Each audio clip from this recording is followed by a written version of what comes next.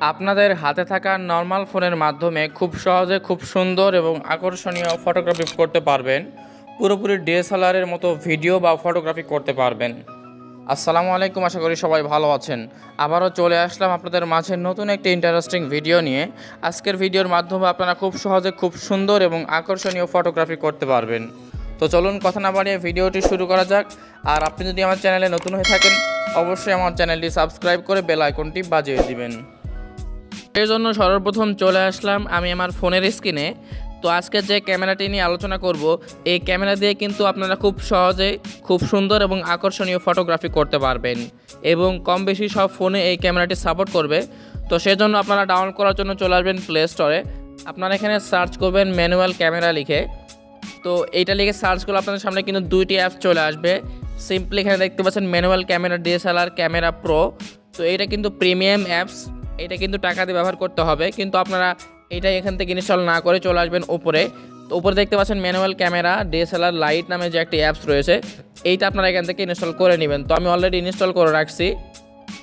তো সিম্পলি আমি ওপেনে ক্লিক করে দিলাম। তো এখানে ক্লিক করলে আপনাদের সামনে কিছু পারমিশন চাইবে, তো সবগুলো আপনারা এখান থেকে অ্যালাউ করে দিবেন। তো এখানে দেখতে পাচ্ছেন আমি ওকেতে ক্লিক করলাম। আমাদের ক্যামেরা কিন্তু সম্পূর্ণ অলরেডি ডান। তো এখন আপনাদের কিছু সেটিং আছে, সেজন্য আপনারা জাস্ট সেটিং অপশানে ক্লিক করে দিবেন। তো সেটিং অপশানে ক্লিক করলে আপনারা একটু নিচে আসবেন। এখানে দেখতে পাচ্ছেন ইমেজ কোয়ালিটি নামে যে একটা অপশান, আপনারা এখানে একটা ক্লিক করে এটা 100 করে দিবেন।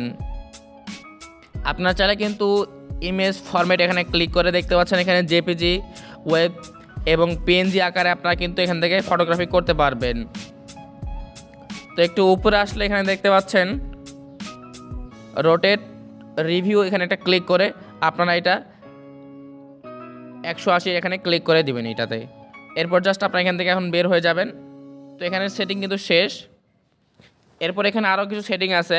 তো আপনারা যদি এখানে ক্লিক করেন এ আইকনে, এখানে ক্লিক করলে দেখতে পাচ্ছেন আপনারা কি কি জিনিসের ছবি তুলবেন সে আকারে কিন্তু এখান থেকে আপনারা সিলেক্ট করতে পারবেন, বা আপনারা চাইলে কিন্তু অটোটাও সিলেক্ট করে রাখতে পারবেন।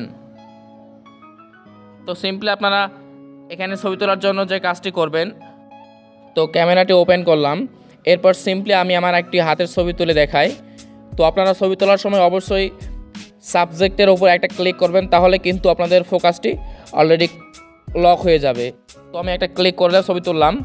এরপর আপনাদের একটু ভিডিও করে দেখাই। তো আমি আরও একটি ছবি তুলে নিলাম। এরপর সিম্পলি আমি ভিডিও করার জন্য যে কাজটি করব, এখানে দেখতে পাচ্ছেন জুম আইকন, এখানে কিন্তু ক্লিক করে আপনারা খুব সহজে জুম এবং দূরের ফটো কিন্তু খুব সহজে কাছে নিয়ে ছবি তুলতে পারবেন, বা এখানে লাইট রয়েছে, এখানে কিন্তু আলো কম বেশি করতে পারবেন। তো এখন আপনাদের একটু ভিডিওগ্রাফি করে দেখাই। তো সেজন্য ভিডিও আইকনে ক্লিক করলাম। এরপর দেখেন আপনারা আগেবারের মতো সিম্পলি সাবজেক্টের ওপর একটা ক্লিক করবেন, তাহলে কিন্তু আপনাদের সাইডটা অর্থাৎ আপনাদের ব্যাকগ্রাউন্ডটা ব্লার হয়ে যাবে, যার কারণে আপনাদের ভিডিওটা খুব সুন্দর এবং আকর্ষণীয় দেখতে লাগবে। তো সিম্পলি আমি ভিডিও করে নিচ্ছি আপনাদের দেখানোর জন্য।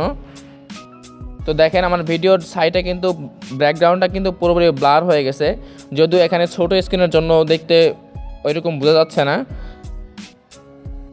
তো ছবিগুলো আপনাদের একটু দেখাই। সিম্পলি আমি গ্যালারিতে ক্লিক করলাম, এরপর ফটোতে সিলেক্ট করে কিন্তু দেখতে পাচ্ছেন একটু আগে যে আমি ভিডিওটি করলাম, এটার ব্যাকগ্রাউন্ড কিন্তু পুরোপুরি ব্লার হয়ে গেছে, দেখতে পাচ্ছেন। তো এরপরে দেখেন আমি যে ছবিটি তুললাম সেটা দেখেন সাইডগুলো কত সুন্দরভাবে আকর্ষণীয়ভাবে ব্লার হয়ে গেছে এবং আমার হাতটা কত ক্লিয়ারভাবে বোঝা যাচ্ছে।